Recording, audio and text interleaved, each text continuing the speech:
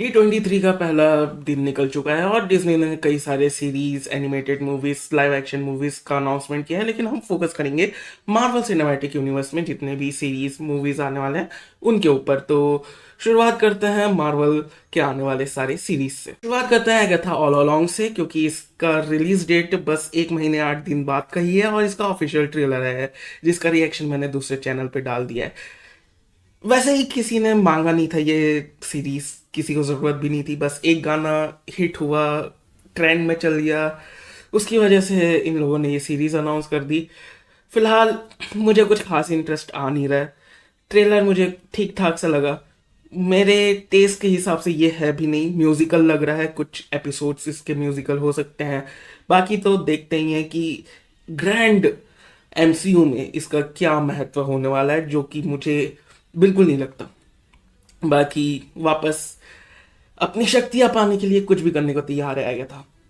जो लोग उनका साथ देंगे उसी को धोखा भी दे सकती है, क्या पता। उसके बाद ट्रेलर दिखाया गया आयरन हार्ट का, एक ऐसी सीरीज जो मुझे अभी तक नहीं समझ में आ रहा कि क्यों बन रही है, क्योंकि इसके कैरेक्टर को जब मूवी आई थी वैकेंडा फॉर एवर तब भी पसंद नहीं किया गया था, लेकिन फिर भी ट्रेलर आ चुका है जो कि ऑफिशियली रिलीज नहीं हुआ लेकिन लीक हो चुका है, जिसमें दिखाया गया है कि कैसे वैकेंडा वाले उस आर्मर को वापस ले लेंगे जो उन्होंने रीरी को दिया था, और वो वापस से स्क्रैच से आयरन आर्मर अपना बनाएगी और किसी एक विलन से लड़ेगी दहूत नाप के। पता नहीं क्यों, पता नहीं क्या पॉइंट है इसका, मुझे इंटरेस्ट नहीं है, लेकिन हाँ मार्वल वाले बना रहे हैं इसे। उसके बाद जिस सीरीज का हमें बेसब्री से इतने सालों से इंतजार था, डेयरडेविल बॉर्न अगेन, उसका ऑफिशियल ट्रेलर दिखा दिया गया है D23 के इवेंट में, लेकिन ऑफिशियली हमारे पास अभी नहीं आया है यूट्यूब पे।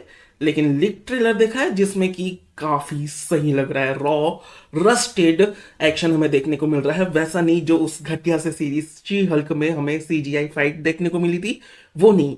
रॉ रस्टेड जो हमने नेटफ्लिक्स के डेयरडेविल शोज में देखा है, और I am really really excited about this show, क्योंकि पहले इसका 18 एपिसोड का एक सीरीज होने वाला था, लेकिन बाद में प्रोडक्शन हाउस चेंज किया गया, प्रोडक्शन में जितने लोग थे उनको चेंज किया गया। अब ये 2 पार्ट की एक सीरीज होने वाली है जिसका पहला सीजन अगले साल आ जाएगा और उसके सेकंड सीजन की शूटिंग भी बहुत जल्द शुरू हो जाएगी।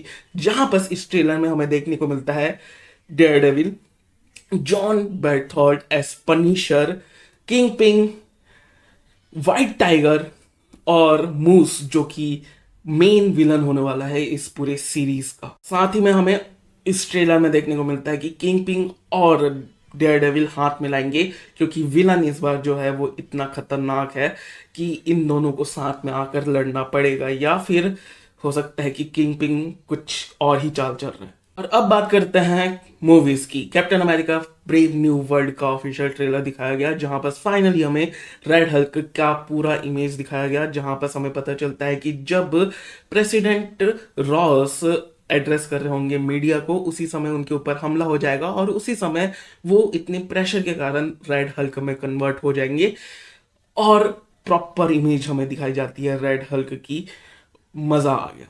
एनीवेज, उम्मीद करता हूं कि ये मूवी जो दावा कर रही है कि ये विंटर सोल्जर के लेवल की होगी वो हो, और हमें वो पॉलिटिकल कॉन्फ्लिक्ट दिखाया जाए जापान और अमेरिका के बीच में। मैं बहुत ज़्यादा एक्साइटेड हूँ, और साथ ही में एडामेंटियम का भी मेंशन कर दिया गया है कि किस तरीके से उस सेलेस्टियल के अंदर लिक्विड एडामेंटियम है और उसे बहुत ही अलग अलग प्रकार से यूज़ किया जा सकता है, जो कि सेटअप करेगी आने वाले समय को। और उसके बाद थंडरबोल्ट्स मूवी से हमें सिर्फ और सिर्फ येलेना का नया लुक दिखाया गया है, जो कि बहुत ज़्यादा सिमिलर है इन्फिनिटी वॉर की ब्लैक विडो से। तो या होमाज या ट्रिब्यूट जो भी। और उसके बाद आखिर में हमें फैंटास्टिक फोर का ओएसटी सुनाया गया, ओरिजिनल साउंड ट्रैक, जो कि मुझे काफ़ी अच्छा लगा, लेकिन शायद उसका इम्पैक्ट हमें जब ओरिजिनल मूवी में देखने को मिलेगा तभी समझ में आ पाएगा।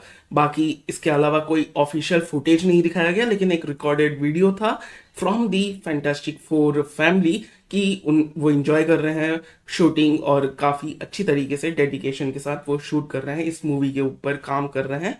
और ज़्यादा कुछ तो हमें समझ में नहीं आता, लेकिन अगर ध्यान दें तो जो जॉनी स्टॉर्म है उसने पहन रखा है ऑफिशियल फैंटास्टिक फोर सूट अब ये नहीं पता कि ऑफिशियल है या फिर जब इन लोग मिशन में जाएंगे, स्पेस मिशन में, तब ये पहन रखेंगे, और जो इनका ऑफिशियल सुपर हीरो सूट होगा वो अलग होगा।